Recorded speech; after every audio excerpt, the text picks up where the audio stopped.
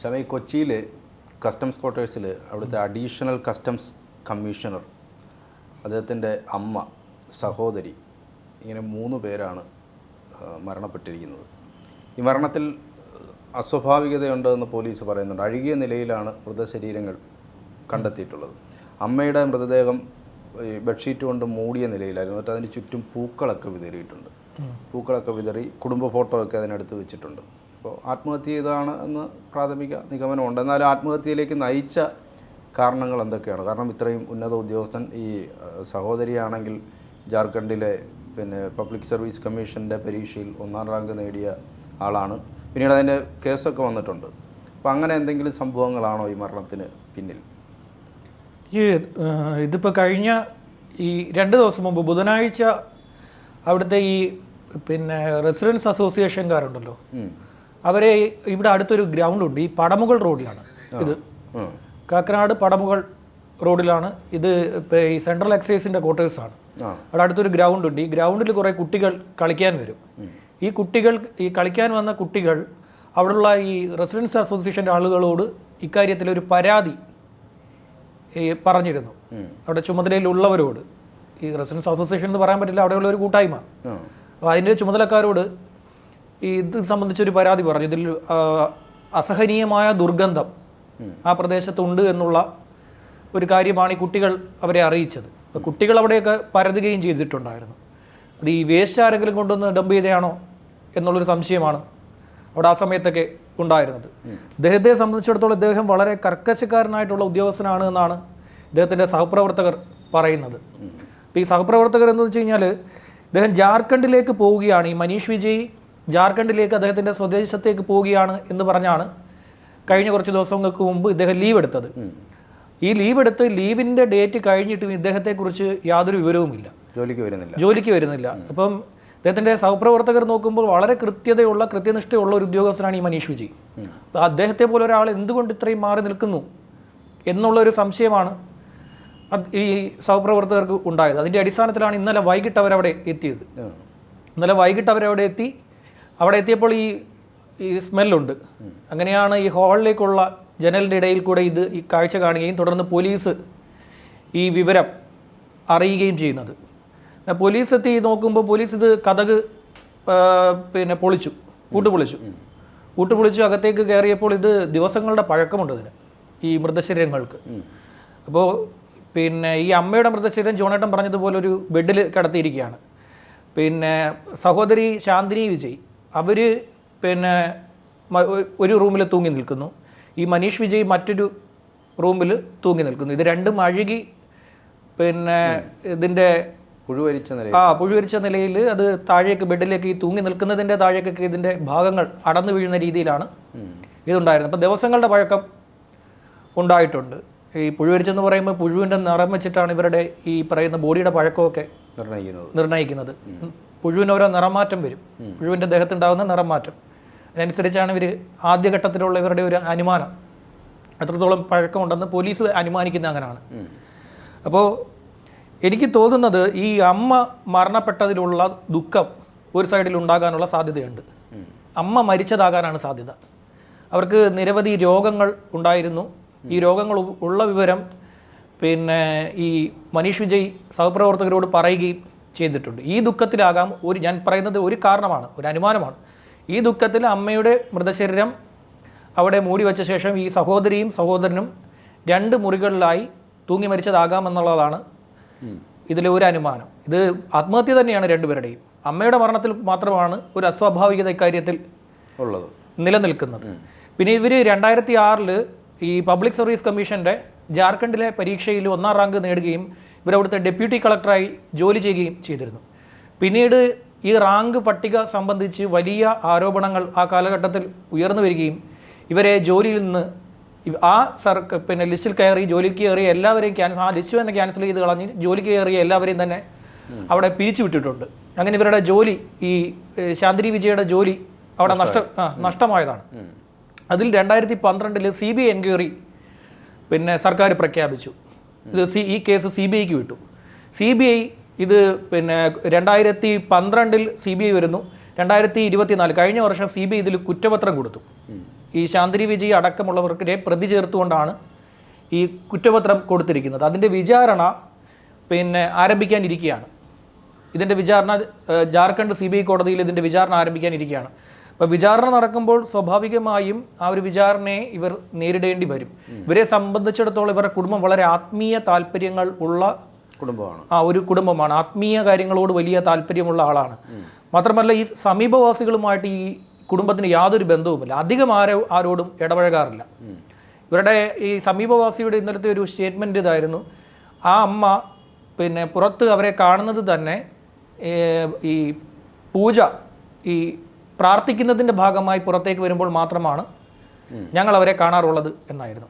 അപ്പോൾ കഴിഞ്ഞ 1.5 വർഷം മുമ്പാണ് അദ്ദേഹം ഈ GST വകുപ്പിലേക്ക്, കേന്ദ്ര GST വകുപ്പിലേക്ക് എത്തുന്നത്, ഈ കൊച്ചിയിലേക്ക് എത്തുന്നത്. അതിനു മുമ്പ് അദ്ദേഹം കോഴിക്കോട് എയർപോർട്ടിലെ കസ്റ്റംസിൻ്റെ പ്രിവൻറ്റീവ് വിഭാഗത്തിലായിരുന്നു. അവിടുത്തെ അസിസ്റ്റൻറ്റ് കമ്മീഷണറായിരുന്നു. അതിനുശേഷമാണ് അദ്ദേഹം GST വകുപ്പിലേക്ക് എത്തുന്നത്.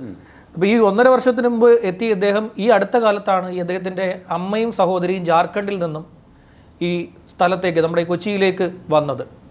അപ്പോൾ ഇവരുടെ മുറിയിൽ, അടുക്കളയിൽ, കിച്ചണിൽ കുറേ പേപ്പറുകൾ കൂട്ടിയിട്ട് കത്തിച്ചിട്ടുണ്ട്, കുറേ രേഖകൾ. അതെന്താണ് എന്നുള്ളത് പോലീസ് അന്വേഷിച്ചുകൊണ്ടിരിക്കുകയാണ്. പിന്നെ ഇവർക്ക് അവിടെ നിന്നും കിട്ടിയതിനകത്ത് ഒരു ഡയറി കുറിപ്പ് കിട്ടിയിട്ടുണ്ട്. ആ ഡയറി കുറിപ്പിൽ പറഞ്ഞിരിക്കുന്നത് വിദേശത്തുള്ള സഹോദരിയെ ഞങ്ങളുടെ മരണവിവരം അറിയിക്കണമെന്ന് ഇംഗ്ലീഷിൽ എഴുതിയിരിക്കുകയാണ്. ഇംഗ്ലീഷ് ലാംഗ്വേജിലാണ് അത് എഴുതിയിരിക്കുന്നത്. അപ്പോൾ നിലവിൽ ദുരൂഹത ഉള്ളതുകൊണ്ട് ഈ മൃതശരീരങ്ങളിൽ 2 എണ്ണം കളമശ്ശേരി മെഡിക്കൽ കോളേജ് ആശുപത്രിയിലാണ് ഉള്ളത്. അവിടെ മോർച്ചറിയിൽ സൂക്ഷിച്ചിരിക്കുകയാണ്. പിന്നെ 1 എണ്ണം എറണാകുളം ജനറൽ ആശുപത്രിയിൽ സൂക്ഷിച്ചിരിക്കുകയാണ്. പോലീസിനെ സംബന്ധിച്ചിടത്തോളം ആരുടെയെങ്കിലും സമ്മർദ്ദമുണ്ടോ എന്നുള്ള കാര്യമാണ് ഇനി കണ്ടെത്തേണ്ടത്. കസ്റ്റംസിലൊക്കെ ഉള്ള ഉദ്യോഗസ്ഥനാകുമ്പോൾ സ്വാഭാവികമായിട്ടും ഈ കൃത്യ നിർവഹണത്തിൽ ഉത്തരവാദിത്തം കാണിക്കുന്ന കസ്റ്റംസ് ഉദ്യോഗസ്ഥരോട് ശത്രുത വരാൻ വളരെയധികം സാധ്യതയുണ്ട്. ഈ കസ്റ്റംസിലുള്ളവർ തന്നെ ശത്രുക്കളായി മാറും. അതായത് കൂടെയുള്ളവർ എതിരാളികളായി മാറും. ഇത് കൂടെ നിന്നില്ല എന്നുണ്ടെങ്കിൽ കസ്റ്റംസിൽ തന്നെ നേരത്തെ തന്നെ കസ്റ്റംസിൽ ചില അസിസ്റ്റന്റ് കമ്മീഷണർമാരെ വരെ പിരിച്ചുവിടേണ്ടി വന്നിട്ടുണ്ട്. ഈ സ്വർണ്ണക്കടത്തിന് കൂട്ടുനിന്നതിന് അസിസ്റ്റന്റ് കമ്മീഷണർ അടക്കം പ്രതിയായ കേസുകൾ ഇവിടെയുണ്ട്. പലതവണ ഇത്തരത്തിലൊരു കേസുകൾ റിപ്പോർട്ട് ചെയ്തിട്ടുണ്ട്. അപ്പോൾ അത്തരത്തിലൊരു സാധ്യത കൂടി പോലീസ് ഇക്കാര്യത്തിൽ കാണുന്നുണ്ട്. ഏതെങ്കിലും ഉദ്യോഗസ്ഥൻ്റെ ഭീഷണി ഇക്കാര്യത്തിൽ, ഏതെങ്കിലും ഉദ്യോഗസ്ഥരുടെയോ അല്ലെങ്കിൽ ഈ പറയുന്ന പോലെ സ്വർണ്ണക്കടത്ത് സംഘങ്ങളുടെ ഏതെങ്കിലും ഭീഷണി ഇദ്ദേഹത്തിന് ഉണ്ടോ എന്നുള്ള കാര്യം അവർ പരിശോധിക്കുന്നു. നമ്മൾ ഈ വിചാരിക്കുന്നത് പോലെ സ്വർണ്ണക്കടത്തെന്നൊക്കെ പറയുമ്പോൾ നമ്മൾ ഒരു വാക്കുകൊണ്ട് ഇത് പറഞ്ഞ് അങ്ങ് അവസാനിപ്പിച്ചു. ഇത് വലിയ എന്താ പറയുക, വലിയൊരു ഏരിയയാണ്, ശൃംഖലയാണ്, ഒരു വലിയ ഒരു എന്താ പറയുക, വലിയ മാഫിയാണ്. വിദേശ രാജ്യം മുതൽ ഇങ്ങ് താഴെ തട്ടിലെ വ്യക്തികൾ വരെ, ഈ കാരിയർമാർ വരെ ഇതിലെ കണ്ണികളാണ്. അത് പല പല മേഖലകൾ വഴിയാണ് ഈ സാധനം വരുന്നത്. അപ്പോൾ അതിന് കൂട്ടുനിൽക്കാതിരിക്കുന്നവരൊക്കെ ഈ പറയുന്ന പോലെ ശത്രുക്കളായി മാറും. നേരത്തെ അറിയാമല്ലോ, ഒരു എയർ ഹോസ്റ്റസ് ആണ് സ്വർണം കടത്തിയ ഒരു ഇതാണ്. അപ്പം മനസ്സിലായല്ലോ അത് അത്രയും വലിയ. അപ്പം അത്തരത്തിലൊരു സംശയം പോലീസിന് ഇക്കാര്യത്തിൽ ഉണ്ട്. പിന്നെ ഇവരുടെ ഈ പറയുന്ന പോലെ കത്തിച്ച് കളഞ്ഞ രേഖകൾ എന്താണെന്ന് പോലീസ് അത് സംബന്ധിച്ചുള്ള ഒരു അന്വേഷണം നടത്തുന്നുണ്ട്. ഇന്നലെ തന്നെ അദ്ദേഹത്തിൻ്റെ സഹപ്രവർത്തകരുടെയൊക്കെ സ്റ്റേറ്റ്മെൻറ്റ് എടുക്കുകയുണ്ടായി. ഇപ്പോൾ സഹപ്രവർത്തകർ പറയുന്നത് അസ്വാഭാവികമായി തങ്ങൾക്ക് ഇദ്ദേഹത്തിൻ്റെ പെരുമാറ്റത്തിൽ ഒന്നും തന്നെ തോന്നിയിരുന്നില്ല.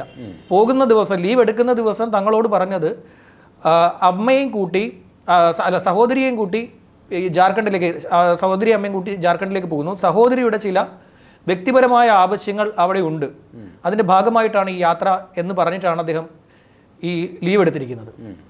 അദ്ദേഹം അവിടെ നിന്നും പക്ഷേ ജാർഖണ്ഡിലേക്ക് പോയിട്ടില്ല.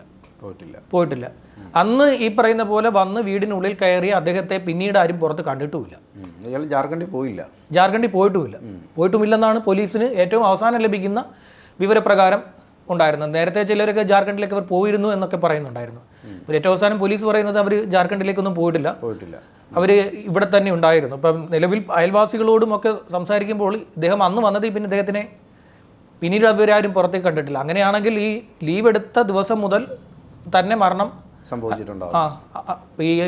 അതിനുള്ളൊരു സാധ്യതയുണ്ട്. ഒരുപക്ഷെ ഇദ്ദേഹം അമ്മ മരണപ്പെട്ടു എന്ന് അറിഞ്ഞ ശേഷമായിരിക്കണം ഓഫീസിൽ പോയി ലീവ് എടുത്തത്.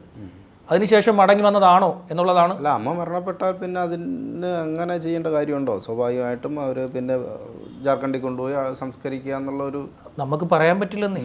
നമുക്ക് ഇതിനെക്കുറിച്ച് മനുഷ്യ മനസ്സെന്ന് പറയുന്ന സാധനം നമ്മൾ ഊഹിക്കുന്ന കാൽക്കുലേറ്റ് ചെയ്യാൻ പറ്റാത്ത ഒരു സാധനമാണ്. നമുക്ക് അതിനെ കാൽക്കുലേറ്റ് ചെയ്ത് ഇത് ഇങ്ങനെ തന്നെ പ്രവർത്തിക്കുമെന്നൊന്നും ഒരിക്കലും പറയാൻ പറ്റില്ല. അല്ല, അവർ അമ്മ മരിച്ചിട്ട് അമ്മയുടെ ശരീരത്തിന് പിന്നെ അമ്മ മരണപ്പെട്ട ശേഷം അമ്മയുടെ അടുത്ത് വിഷം കഴിച്ച് മരിച്ച മകളുള്ള നാടാണിത്. അല്ല, അതുണ്ട്. അതും ദിവസങ്ങളോളം ആ ബോഡി രണ്ടും അവിടെ കിടന്നു. അമ്മ മരണപ്പെട്ടു, അമ്മയ്ക്ക് ഹൃദയാഘാതമായിരുന്നു, അമ്മ മരിച്ചു. അമ്മ മരിച്ച ദുഃഖത്തിൽ മകൾ എന്തെന്ന് വെച്ചാൽ വിഷം കഴിച്ച് അമ്മയുടെ അടുത്ത് തന്നെ കിടന്ന് മരണപ്പെട്ടു. ദിവസങ്ങളോളം ആ ബോഡി അവിടെ കിടന്നു. അങ്ങനെയുള്ള സംഭവങ്ങൾ ഉണ്ടായിട്ടുണ്ട്. അപ്പോൾ ഇതിൽ ഒന്നുകിൽ ഈ പറയുന്ന പോലെ പോലീസിനെ സംശയിക്കുന്ന ഈ പറയുന്ന പോലെ ഏതെങ്കിലും തരത്തിലുള്ള സമ്മർദ്ദം ഉണ്ടോ എന്ന് പോലീസ് അന്വേഷിക്കുന്നുണ്ട്. രണ്ട്, പോലീസിൻ്റെ സംശയം ഈ അമ്മ മരണപ്പെട്ട ശേഷം ആ ദുഃഖത്തിലായിരിക്കാം. പിന്നെ മൂന്നാമത്തെ സംശയം, സഹോദരി ഈ പറയുന്ന പോലെ കേസിൽ വിചാരണ കോടതിയിലേക്ക് പോകേണ്ടി വരുന്നു, CBI കോടതിയിലേക്ക് കയറി ഇറങ്ങേണ്ട അവസ്ഥ എത്താൻ പോകുന്നു, അതിലെ ദുഃഖം ആകാം. ഇങ്ങനെ 3 കാരണങ്ങളാണ് പോലീസ് ഇക്കാര്യത്തിൽ വച്ചിരിക്കുന്നത്. എന്തായാലും പോലീസല്ല ഈ പറയുന്ന പോലെ ഇദ്ദേഹത്തിൻ്റെ സഹപ്രവർത്തകരൊക്കെ തന്നെ ഞെട്ടിപ്പോയി. ഇത്രയും ഉന്നതനായിട്ടുള്ളൊരു ഉദ്യോഗസ്ഥൻ ഇത്തരത്തിലൊരു തീരുമാനം എടുക്കുക എന്ന് പറയുന്ന ചെറിയ കാര്യമല്ലല്ലോ. എനിക്ക് തോന്നുന്നു കേരളത്തിൽ സംഭവിച്ചതിലുള്ള ഇങ്ങനൊരു കേസ് അധികം സംഭവിച്ചിട്ടില്ല. ഇത്രയും ഉന്നതനായിട്ടുള്ളൊരു ഉദ്യോഗസ്ഥൻ കുടുംബത്തോട് ആത്മഹത്യ ചെയ്തത്. നേരത്തെ ഒരു DYSP ട്രെയിന് മുന്നിൽ ചാടി മരണപ്പെട്ടിരുന്നു. പക്ഷേ അദ്ദേഹം റിട്ടയർമെൻറ്റിന് ശേഷമാണ്.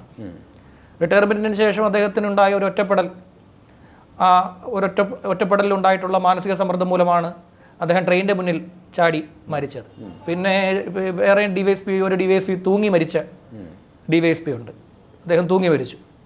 അങ്ങനെ കുറേ ഉദ്യോഗസ്ഥർ. ഇത് കൂട്ടത്തോടെ, അതായത് ഒരു കുടുംബം മൊത്തത്തിൽ മരണപ്പെടുക അല്ലെങ്കിൽ സഹോദരിയും കൂട്ടി മരണപ്പെടുക എന്നൊക്കെ പറയുന്നത് നമുക്കത് എന്താ പറയുക, ഊഹിക്കാൻ പറ്റാത്ത കേസുകളാണ്. സത്യം പുറത്തു വരട്ടെ. സത്യം പുറത്തു വരട്ടെ. ഞാൻ പറഞ്ഞത് ഈ മനുഷ്യൻ്റെ മനസ്സ് പറയാൻ പറ്റത്തില്ലെന്ന് പറഞ്ഞു കഴിഞ്ഞാൽ, ഇവിടെ വർക്കലയുള്ളൊരു യുവാവ് വീട്ടിൽ കയറി തൂങ്ങി മരിക്കാൻ നോക്കി. അപ്പോൾ വീട്ടുകാർ കണ്ടപ്പം പിന്നെ വീട്ടുകാരെന്തെന്ന് വെച്ച് കഴിഞ്ഞാൽ ഇയാളെ അറുത്ത് തറയിട്ട് ഇയാളെ ആശുപത്രിയിലൊക്കെ കൊണ്ടുപോയി ട്രീറ്റ്മെൻറ്റൊക്കെ കൊടുത്ത് പിന്നെ ഇയാളെ കൗൺസിലിംഗ് ഒക്കെ കൊടുത്ത് ഇയാളെ വളരെ മാന്യനാക്കി അവിടെ ഇരുത്തി. ഇയാൾ അതിന് കഴിഞ്ഞ് എല്ലാ ആശുപത്രിയിൽ നിന്നൊക്കെ തിരിച്ചു വന്ന ശേഷം ഒരു ഞായറാഴ്ച അയാൾ 2 വീലർ എടുത്തിങ്ങ് ഇവിടെ വന്നു, ട്രിവാൻഡ്രത്ത് വന്ന് ഇവിടുത്തെ ഉള്ള ഒരു കൂട്ടുകാരനെയും കൂട്ടിക്കൊണ്ടുപോയിരുന്ന് മദ്യപിച്ചിട്ട് 2 പേരൊക്കെ കയറി തൂങ്ങി മരിച്ചോളാം. കൂട്ടുകാരനും മരിച്ചു. 2 പേരും മരിച്ചു. കൂട്ടുകാരന് പ്രത്യേകിച്ച് ഒരു കാരണവുമില്ല. ഞാൻ കാര്യമായിട്ട് പറഞ്ഞ ഇവിടെ ഉണ്ടായൊരു സംഭവമാണ്. ഞാൻ പറഞ്ഞത് മനുഷ്യൻ്റെ മനസ്സ് എന്ന് പറയുന്നത് ഒരിക്കലും പറയാൻ പറ്റില്ല. അതൊരു തോട്ടത്തിനുള്ളിലാണ് കഥ. ഞാൻ പറയാം. ഒരു തോട്ടത്തിൻ്റെ നടുക്ക് ഒരു ആളൊഴിഞ്ഞ മേഖലയിൽ ആ ബോഡി താഴെ ഇറക്കാൻ തന്നെ പോലീസിൻ്റെ നല്ല ശാരീരിക അധ്വാനം വേണ്ടി വന്നു. ഞാൻ റിപ്പോർട്ട് ചെയ്ത വാർത്തയാണ്. അപ്പോൾ അത്രയും ഒരു മലയുടെ മുകളിലാണ് അവിടെ നിന്ന് അത് എടുത്തുകൊണ്ട് വന്നു. അപ്പോൾ മനുഷ്യ മനസ്സ് ഇങ്ങനെയൊക്കെയാണ്, നമുക്ക് പറയാൻ പറ്റില്ല. ഏതായാലും ഇതിൻ്റെ ഏതെങ്കിലും തരത്തിലുള്ള സമ്മർദ്ദം ഉണ്ടായിട്ടുണ്ട് എന്നുണ്ടെങ്കിൽ അതാണ് കണ്ടുപിടിക്കേണ്ടത്. കാര്യം കസ്റ്റംസിൽ ഇരുന്നവർക്കൊക്കെ ഈ സമ്മർദ്ദം, കസ്റ്റംസിൽ നിന്ന് റിട്ടയർ ആയിട്ടുള്ള ഉദ്യോഗസ്ഥരൊക്കെ ഇരിക്കുമ്പോഴുണ്ടായിരിക്കുന്ന, അതായത് ഈ വലയത്തിൽ ഈ സർക്കിളിൽ പെട്ടില്ല എന്നുണ്ടെങ്കിൽ തങ്ങൾക്കുണ്ടാകുന്ന ബുദ്ധിമുട്ടുകൾ, അനുഭവിച്ച ബുദ്ധിമുട്ടുകളെക്കുറിച്ചൊക്കെ കസ്റ്റംസിൽ നിന്ന് റിട്ടയർ ആയിട്ടുള്ള ഉദ്യോഗസ്ഥർ മുൻപ് പറഞ്ഞിട്ടുണ്ട്. പല മാധ്യമ ഇൻ്റർവ്യൂകളിലും അവരിതിനെക്കുറിച്ച്, നേരത്തെ സ്വർണ്ണം പൊട്ടിക്കലിനെ കുറിച്ച് വലിയ കഥകൾ വന്നപ്പം റിട്ടയർഡ് ആയിട്ടുള്ള ഉദ്യോഗസ്ഥർ അവർ നേരിട്ടിട്ടുള്ള പ്രശ്നങ്ങളെക്കുറിച്ചൊക്കെ പറഞ്ഞിട്ടുണ്ട്. അതായത് അത്തരം കാര്യങ്ങൾ ഉണ്ടോ എന്നുള്ള കാര്യം പോലീസ് അന്വേഷിക്കണം. ശരി.